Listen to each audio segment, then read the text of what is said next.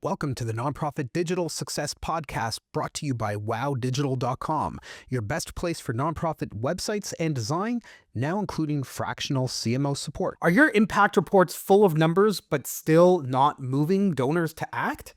Bill Shander reveals how nonprofits can turn raw data into powerful stories that build trust, inspire action, and unlock more funding. So stay tuned. Let's transform the way that you communicate your impact.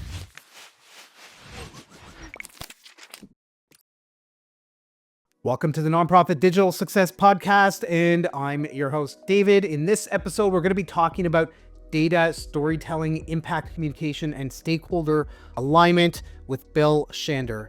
Before I continue, I want to mention that our podcast does need your help. So if you find this episode or any of our others insightful, interesting, or helpful, please like, subscribe, share, and comment. It really does help our podcast immensely. Bill teaches data storytelling and visualization on LinkedIn Learning for over 2 million students and in workshops worldwide. His clients include corporations, governments, and NGOs, and he's lectured at Harvard and Stanford. He's also the founder of Beehive Media. Bill, thank you so much for joining on the show today. Thank you, David. I'm really happy to be here. Awesome. So let's just jump right in. Nonprofit executive director who's maybe trying to increase donations and demonstrate their impact. What does data storytelling actually look like in practical terms? Yeah, the most practical terms, and by the way, there's actually a really interesting research study that sort of illustrates it perfectly. But the most practical terms is that rather than throwing numbers at people, you explain the numbers. It's truly that simple. And so the research study that was done, I think it was actually out of Stanford, 10, 15, maybe even 20 years ago at this point. It was for nonprofits.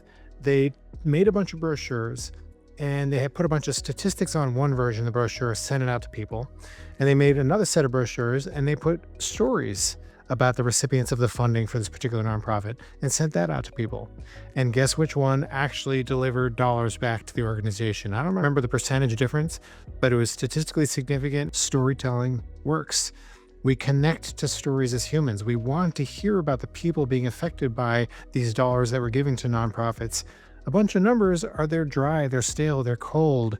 It's not what it actually makes impact on people. So storytelling is simply communicating the ideas, the insights, the humanity, the emotion behind the numbers, not just the numbers themselves. I love the idea of that. And one of the things that I know that I've talked about on the show in the past is leveraging stories to help connect emotionally with people. We want to pull on those emotional heartstrings because that's what's going to get people to care about the organization, care about the work that you're doing.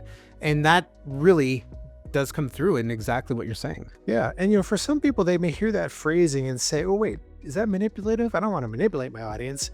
Well, no, we're not going to do it just to make people feel bad and try to guilt them into giving us money, right? We are good nonprofit leaders. We have real impact numbers. We want to show that impact and say, we increased blah, blah, blah by 62%.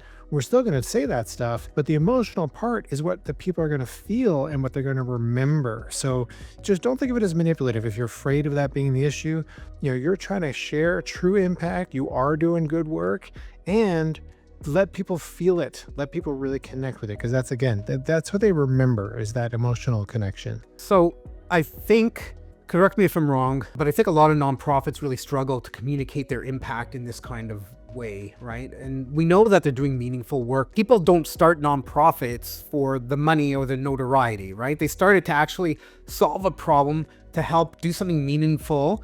Why do you think they struggle to talk about their impact in this way? I think one of the first symptoms, one of the first issues is that they struggle to measure it in the first place, right? Like some of these things are difficult to measure, or we have difficulty identifying what should we measure exactly. It's like the classic world, like I used to do web design and development. And in that world, I build a website. What do I measure? I guess I should measure clicks and page views. Well, clicks and page views show me how many people showed up, but that doesn't tell me, did I do a good job? Are those clicks and page views translating into product sales or donations given in the case of a nonprofit, et cetera? We're measuring the wrong metric. And that happens a lot in nonprofits too. There's been such an impact on impact reporting over the last, let's say 10, 15 years, where I think people are getting better at that. But then, yeah, we struggle to communicate it. We don't want to sound like we're bragging. Maybe we're afraid that our numbers quite as good as the next person's numbers, etc. And on top of all that, we struggle to translate impact numbers into messaging that will have that emotional impact. So, it's just hard to do. People, when we have data in front of us, this is universal, not just nonprofits. We get so obsessed with the numbers. If we're lucky enough to have good numbers and be focused on the numbers and know what we're measuring and all the other stuff that I just said, maybe we're not so good at, but if we are, then we get obsessed with the numbers. Oh my goodness, it's 42.7%. I got to make sure I go that to 5 decimal places and give them all the numbers. So we just throw a bunch of data at people and we forget to actually express it. Those are many symptoms, many issues. They're all very, very real and very common. I think one of the reasons infographics tend to be, a really great way to showcase information is it's very visual. You can kind of see the story that's kind of happening, but I don't think enough organizations are leveraging them or leveraging them in the right way, right? If you just put a bunch of numbers in there and you're like, all right, this many children fed, this many schools helped, this many, right? Like, you're still not telling that story.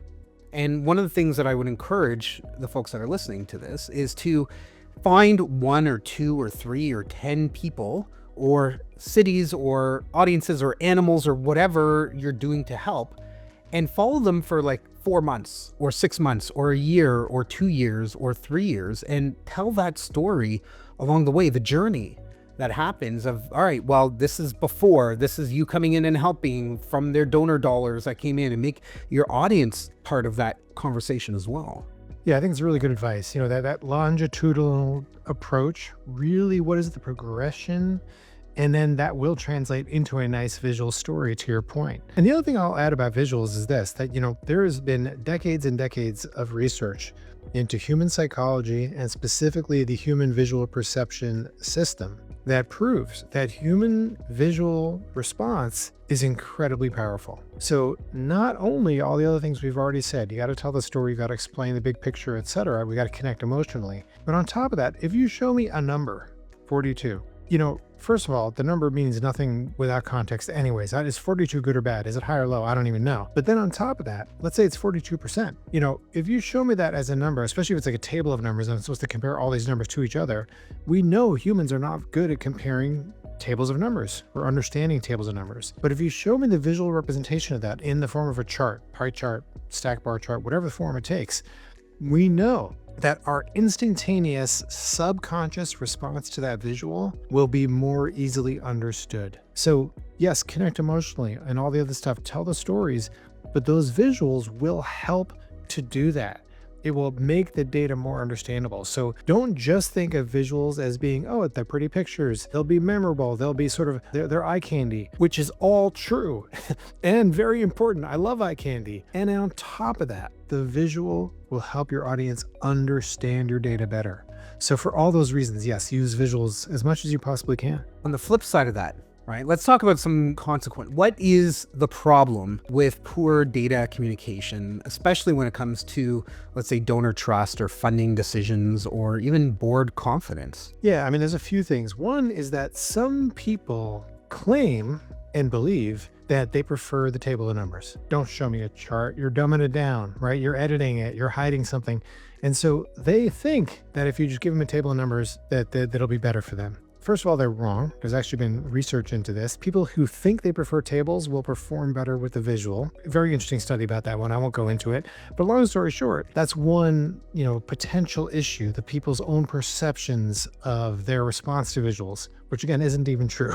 But still, if they think it, then there's some truth to it. The other issue is that, yes, a poorly designed visual, a poorly selected chart, an infographic that is more confusing, not clarifying, all of those things might make your infographic, your data slide, whatever it is you're creating, fall flat and damage that impact on your audience. So it doesn't mean you have to become the best designer in the history of the universe. There are a few key skills you just need to learn to do it really well. But yeah, like anything, you can do it badly and make things worse for yourself. But if you're thoughtful and careful and strategic in how you present information to people, then it's going to generally be better if you make it visual and if you tell stories. Would it be helpful maybe for somebody who's thinking of doing this and using your advice, including some visuals? The advent of AI can definitely really help with this. You can drop a bunch of information, make sure there's no like personal information in there, right? But you can drop information, a table of data into AI and say, produce me a chart that shows X, Y, and Z, or is these colors or whatever that's branded for you. I think that's probably a really great starting point to get something as a foundation. But would you recommend also still including the chart for anybody who wants to fall into their sense of, I still need the chart because I don't believe the data that you're showing me? Yeah, and AI is a really good illustration of that fear in a way, right? Because AI hallucinates, right? AI gets things wrong. And so we should have a healthy dose of skepticism when we look at a chart, whether it's in a presentation, whether it's we generated it ourselves in AI or anything else.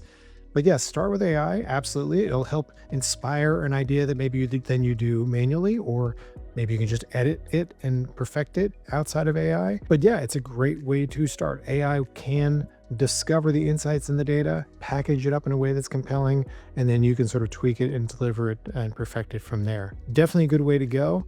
There are, of course, the Gen AI tools, which will do a decent job at this for sure.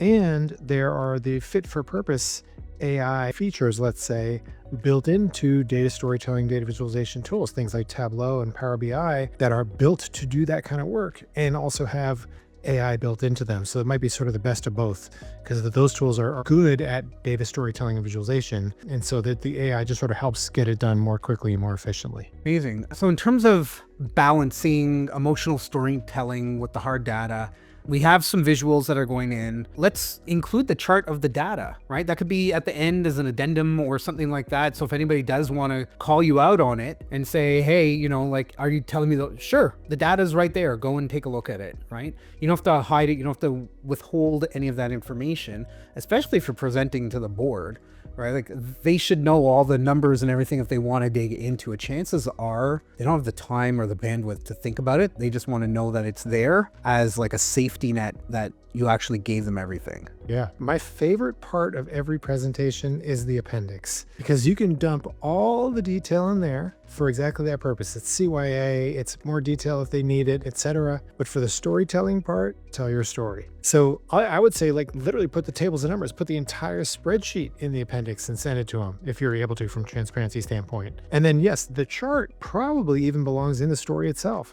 So if it's really important that I explain that, 42% of our impact was in the US last year, 37% was in Congo, and only however many is left percent in, 4 other countries, it might be worthwhile showing that as a pie chart or something. And if it's really important that you have those precise numbers, I will include the chart because I'm doing something with precise numbers. If instead my story is, listen, the vast majority of our work is affecting the United States and the Congo and a few other places, I'm not even saying the numbers themselves, I still might show that chart there, because the chart, even on that slide, is reinforcing what I'm showing, even though the story is emphasizing the exact numbers a little bit less. But then, yeah, the full detail, the full data set might be in that appendix. And those are the sort of decisions you get to make along the way. Should I include the chart up here or down here? You make the call. Your board, all the other things, but yeah, that's exactly it. You include the detail, be as transparent as you can and want to be. Push it down lower if it's going to interrupt, distract from the actual storytelling. Love that idea, because then you're coming off as completely open, honest, transparent. You're not holding anything back. All information is there. Are they going to look at it? Probably not, right? But it's there if they want to. And there's always that one person in the meeting who's going to ask that one annoying, detailed question that is going to distract from the story. And you have that appendix to go to. All right, fine, Joe. I'll go to page 47 and show you that thing. But now can we get back to the story? So yeah, it serves so many purposes. Pause for a quick moment. If you're listening to this and thinking, we know our nonprofit could be doing more online, we're just not sure where to start. That's exactly what we help with at WOW Digital. We work with nonprofits to improve their website's digital strategy and donor experience so they can raise more and create more impact. And the first step is to book your free strategy call with us. Just visit wowdigital.com/consult to get started. You're going to walk away with clarity, practical next steps, and real ideas that you can use right away. Okay, back to the episode. I think a lot of organizations have gone this way, exactly what we've been talking about in their annual reports, right? Where they tell the story. They've got some of the stats and data, I think comparative data, like if your organization, just back to your point, is to helping X, Y, and Z in the United States, as well as the Congo and some other places, if the shift or the mandate from the annual strategic planning was to, okay, do more in Congo, less in America, right? You can have last year's chart and this year's chart comparing and showing that you're actually moving the needle in the way that was agreed upon, et cetera, et cetera. So having more data visualization, I think, can definitely help in that way. It definitely can. And it brings up a really very nuanced point. And it sort of refers back to the question you asked earlier. Where can you sort of go wrong? And like the example you just described is perfect. So we had this mandate. We're supposed to be doing a little bit, more in the Congo. How did we do? So I show last year's chart and this year's chart, as you just said. And that sounds like exactly the right call. Last year's chart, this year's chart. Yeah, this one looks a little bit bigger that way. This one looks a little bit smaller that way. That may be the right answer. You could also make the case, rather than show last year's chart and this year's chart, I'm going to show a completely different chart. The chart I'm really going to show is the change from last year to this year in the Congo's percentage of funding. Subtle change in just how I phrased it might lead me to a completely different chart. Rather than two pie charts, I might be showing more like what's called a Sankey diagram, like a flow diagram, showing the Congo share growing over time. And so like the idea that storytelling and really thinking very carefully how you're phrasing and presenting the ideas you're sharing, literally the words you use, will lead you to a different visual, which will, by the way, then lead your audience to greater understanding of that story you're telling. So you can go really wrong by picking the wrong chart, saying the wrong thing, phrasing it the wrong way, and therefore leading it to the wrong visual or design or whatever else. But just tweaking it slightly changes everything. Choose your words carefully, really nail your story down. What do I really want to tell my audience? What do they really need from me, by the way, right now? And then that'll guide everything you do after that. So in very subtle, nuanced ways. I love that idea, right? Showing, all right, here is what the growth actually was and showcasing that. That's an interesting approach for sure. Awesome. So you have a book, Stakeholder Whispering. What does that mean for a nonprofit, and how could leaders better understand what their donors and stakeholders actually need to hear? Yeah, so Stakeholder Whispering, and the subtitle is Uncover What People Need before doing what they ask. And so, the example for a nonprofit leader is, their board asks them for their impact reporting. Maybe it's annually, maybe it's quarterly, whatever it is. And okay, well, what do they really need from me? Do they want me to just regurgitate all of the numbers, all the things that we've measured all year long, and the same way I've done it for the last 10 years? Or this year, this quarter, might the board have a particular interest in mind? Oh, wait a second. I remember David mentioning just recently, the board this year gave me a new mandate to grow our impact in the Congo specifically. So I bet I should really focus on our impact in the Congo this year in a slightly different way. So Stakeholder Whispering is recognizing that we're not order takers. We shouldn't just jump to it and do what we've always done the same way we've always done it, or execute immediately on the request as it comes in. We have to really understand what our audiences need from us. And the way we do that is the whispering. And the whispering process is essentially asking a lot of questions, right? And, that sounds like something that we do all the time. Of course, obviously I ask questions and then I learn the answer, and that's called, needs assessment or requirements gathering, however you want to label it. But it's actually not that. What I have found in my 30 plus years of doing this work is that I ask my clients questions, and yes, I will learn the answer also. I will be the learner when I ask them questions. But more importantly, as a consultant, my job is to ask them questions so that they can learn. I am helping them discover for themselves what they're asking of me. So if I was a nonprofit leader and my board says, okay, give us the numbers, we're having a meeting next week and we want to see what's going on. Oh, okay, our, nonprofit board, tell me, what's important to you right now? What are you particularly interested? Well, obviously it's all about the Congo growth, but also, the way tariffs are going, it's affecting our donors, and the way the politics is these days, dollars coming into U.S. nonprofits, their focus may be very different from what you expect and think it's going to be. And so when you ask them questions, well, tell me why you think we should focus on this. Is it only about the Congo, or might it be about, international relations and other issues? Oh yeah, you know what, actually, and what just happened is a magical moment. Oh, wait, hold on. Yeah, I forgot about the whole international craziness going on right now and how, everybody's pulling monies out of this country and putting them into this. Yeah, hold on. I think we need to add a section about X. And so that magical moment when they say, oh, I hadn't thought about it that way. You have helped them. You've sort of guided them to an insight. That's the magic of the stakeholder whispering. You're helping them realize for themselves what they are really needing from you. And therefore, yes, you will also know that and then do better work. Kind of a long explanation, but hopefully that helps. It totally does. And I think that a lot of times people, like if your director or VP is coming to you saying, I need the numbers, I'm meeting tomorrow. Like nobody ever really takes a pause for a second, say, okay, what numbers do you need? Why do you need these? Right? Is there something better that I can give you that will help you with whatever? I think it's okay to say, hold on. Can we talk about this? Do you have 2 minutes? Like, let's just have a quick conversation about this. And I wish I had done that at points in my career.